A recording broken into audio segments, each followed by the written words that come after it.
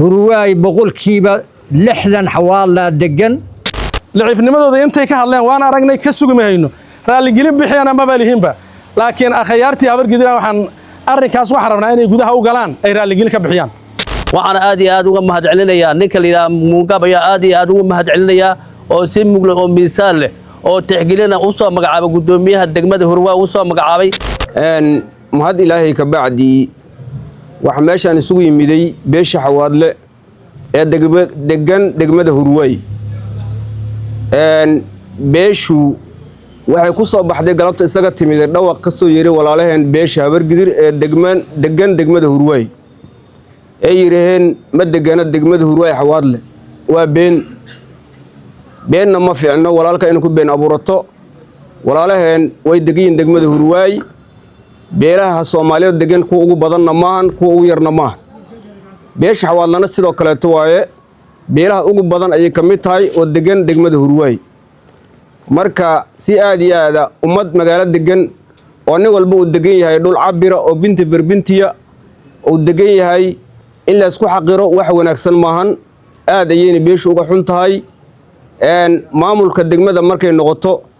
beeshan anagu ku hadlay afkeeda waxay ku leedahay gudoomiyaha degmada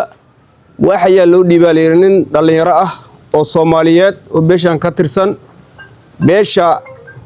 waxay badan ay leedahay degmadu walaalaheena wax badan ay ka joogan kuma xaqireen waa kula shaqaynaynay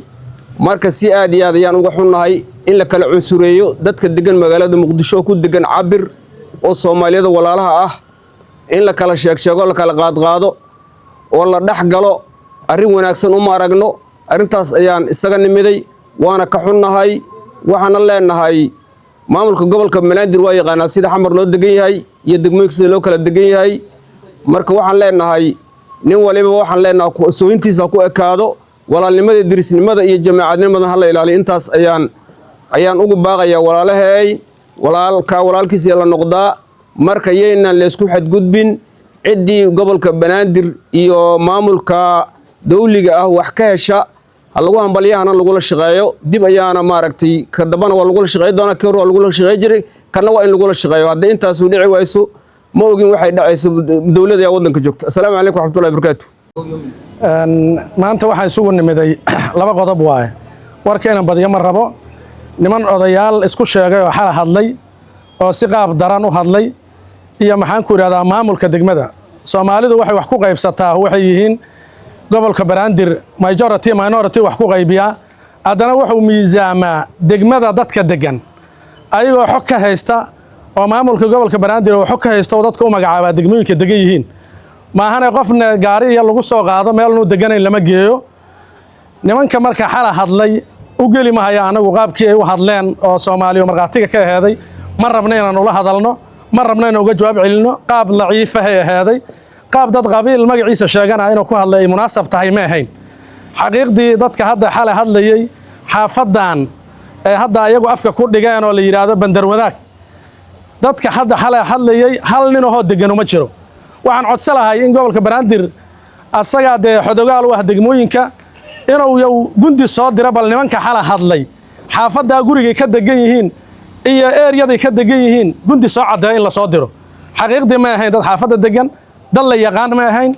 anagu xaafadan degannahay dadkii degmadan maxaan ku yiraahdaa deganaa guriga ku lahaanahay dadana qiina ma ahayn dadka xal hadlayay qaaf aflagaada qabiilaynu hadlayeen ma rabna marka habar gidir waa Soomaali maxaan ku yiraahdaa dadkan isugu macaamilka badannahay oo diriska ka nahay siday u hadlayeen iyo xumaantii iyo inaan ugu gudbino ma rabno laakiin waxaan codsanaynaa dadka noocaasa oo miidiyaha iyo guriyaha taga u yeeranaya waxaanu xodogaal ahayn oo taxliil ku sameyn ka hadlaya in odayaashii akhayaarta ahaayo reerkoon naqino sharafta lahay iyay arrinkaas gudaha u galaan ay raali gelin ka bixiyaan ayaga kaba sugi ma haynaba lacifnimadooda intay ka hadleen waan aragnay ka sugi ma hayno raali gelin bixiyana ma balihinba laakiin akhayaartii habar gidina waxaan arrinkaas wax rabnaa inay gudaha u galaan ay raali gelin ka bixiyaan waxa soo haray degmada waxay yiraahdeen 90% degan niman anaga inuu maamuli ma hayo waxaan u maleynayaa Soomaali anaga aan ahayn oo maqashay alla yaabto xal ka urduways annaga degmada 90 ka ah 100% annaga ciidan ahayn maamuli ma hayso cid annaga ah naloo dhiibo nidaam dawladeed ma ahan taas waa shaqadii 90 kowdii waxaa fiicnay marka nimankaas hadlaya meeshay gawaarida uga yimideen inay tagaan ay ka hadlaan ay yiraahdaan meeshii ay maskaxdii wali waxa ku qufulan maskax dawla ma ahan maskax qabiila ku qufulan oo sagaashii ka deena gadaal oo la laabtaan degmadan muddadii ay soo marayaan maamullo oo hadda ugu dambeeyay maxaan ku yiraahdaa miro salaad dhuxulow oo ka horeeyay maxaan ku yiraahdaa in Umar Jacfaan annaga intaas wali shir jaraa'id oo qabanay lama arag shir jaraa'id aan qabanay maanan dhihin reer hebel meesha joogay reer hebel ama jooga maanan dhihin waxaan ilaalinaynaa nidaamka dawliga waxaan fiirinaynaa dadku wuxuu isku yahay cuqdad la'aan aan kula shaqaynayn wali maalin nala kama soo sheegan wali maalin qaab qabiil oo maanan hadal laakiin maanta inaan isku nimaado waxaana keenay laciifnimadii xal loo hadlay billahi calaykum waxaan rabnaa in gudaha loo gala dadku waxay ka hadlayaan inay miisaamin inay guryaha isku soo wareystaan kadib ayadoo xidagaale idaacadaha u yeertaan meeshaan galabta waxaan isugu imaanay oo aan rabnaa inaan ka jawaabno walaalaheen meesha Habargidir ee degan degmada Hiliwaay inaan ka jawaab celinno ayaan isugu imaanay galabta meeshaan galabta oo jimco ah waxaan rabnaa inaan ka jawaabno degmada Hiliwaay waa la wada degan yahay Soomaaliya dhan wada degan haddana deegaan ahaan inay beesha Xawaadle ugu badan tahay waa wax marqaati madoonta ah oo la wada og yahay oo ay og yihiin xataa qaybta canshuuraha guryaha ugu badan ee canshuurta laga qaadaahi in ay yihiin guryaha ay ku leeyihiin degmada beesha Xawaadle midda labaad walaalaheen Habargidir degmadan in muddo ah ayay ka soo ahaayeen gudoomiye waaxeedyo dhammaan intaba ay ka soo ahaayeen ma aanan ku colaadin shir jaraa'id ma aanan qaban ma aanan kala hadlin waana kula shaqaynaynay annagoo weliba ah canshuur bixiyaasha ugu badan walaalaheen maanta inay noo quuri waayaan annaga oo baashu xilku waa meertadeennii nagu timiday oo maanta gudoomiyihii degmada beesha Xawaadle ee xaqa u laheeday deegaanka meesha awalba ugu badneeday ay heshay inay nagu colaadiyaan Soomaalida waxay ku mahmahdaa orgiga oohinta ka weyn ay ku mahmahdaa ma ahan gudoomiye waaxidka la magacaabaye hawshu waxay u socotaa see gudoomiye ugu noqon karaan degmada Hiliwaay Xawaadle ayay ku socotaa baashu xaq ayaanan u leenahay inaan degmada ka noqono gudoomiye xaq ayaan u leenahay waxaan leenahay marka walaalaheen Habargidir sadbadsiga waa badan yahay walaalayaalow markaad adinka meesha joogteen waan idin la shaqaynaynay walaalayaalow nala shaqeeya hanagu colaadinina hanagu dhibaataynina shirka jaraa'id iyo howlahan aad qabanaysaan walaalayaalow joojiya haday saas noqoto oo maxaan ku dhahay lama shaqaynayna ay dhacdane dabcan qof walbaahi wuu yaqaanaa deegaankiisa iyo guryaha meesha uu ku leeyahay iyo wixii oo asigana sameyn lahay kolleeytaba asigay u taala salaanka bacdi waxaan rabaa halka inaan ka cadeeyo galabta meeshaan waxa isku yimid beesha Xawaadle shirkeeda jaraa'idna wuxuu daaran yahay walaalahayna Habargidir oo shalay shir jaraa'id qabatay ayadoo leh Xawaadle ma degana Hurwaay xilna kama qaban kariyo ayuu daaran yahay jawaab uu yahay shirkan jaraa'id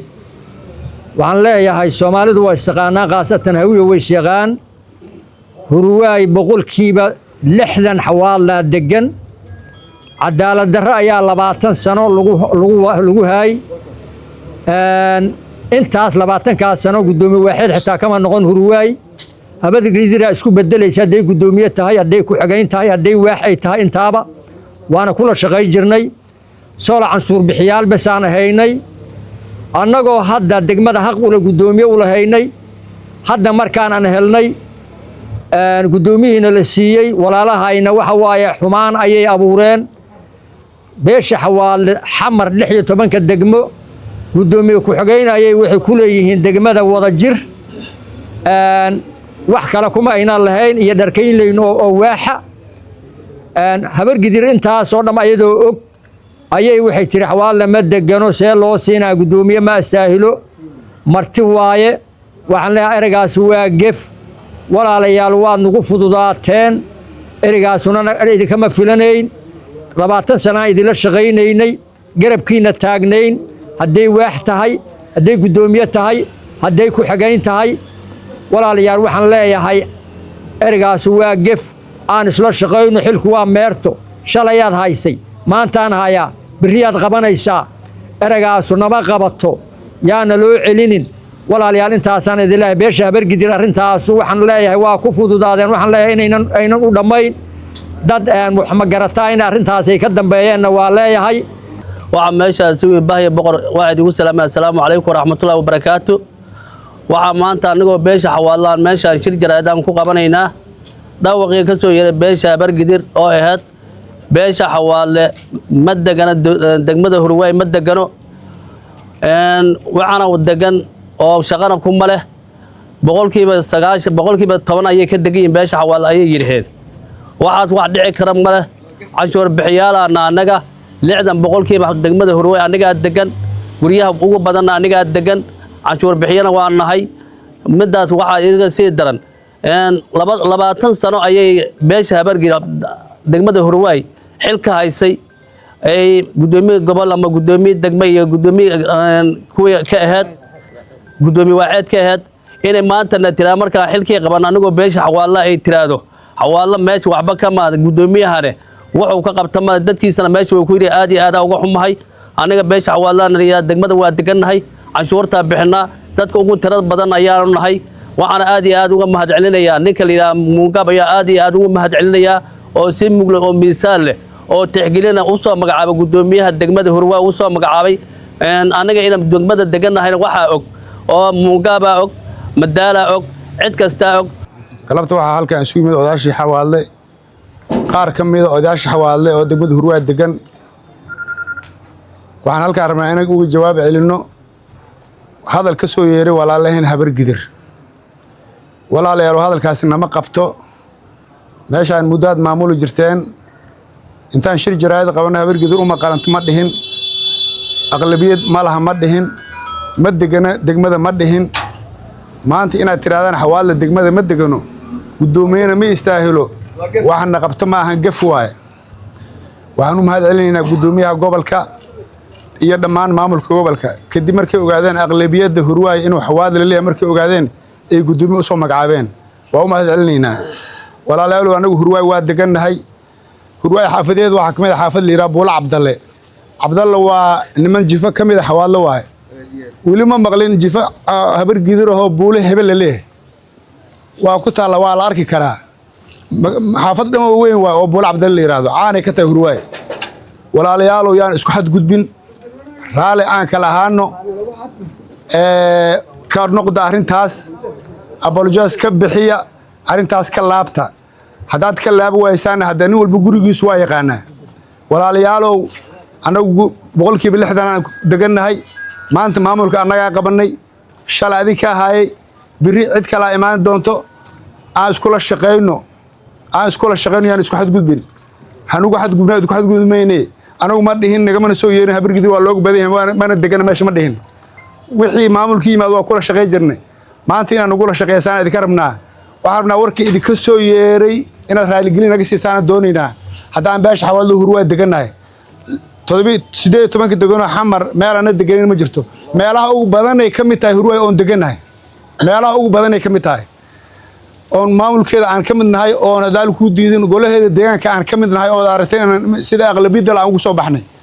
haddaan deganin aqlabiyadaas kuma soo bixin raali ahaada yaan isku xadbin walaalayaalow aan ma taqaana istixgelino hadalkaas waxaan idinka sugeynaa inaad ka laabataan inaa apologize ka bixisaan idinka sugeynaa assalaamu calaykum waraxmatullaahi wabarakaatuh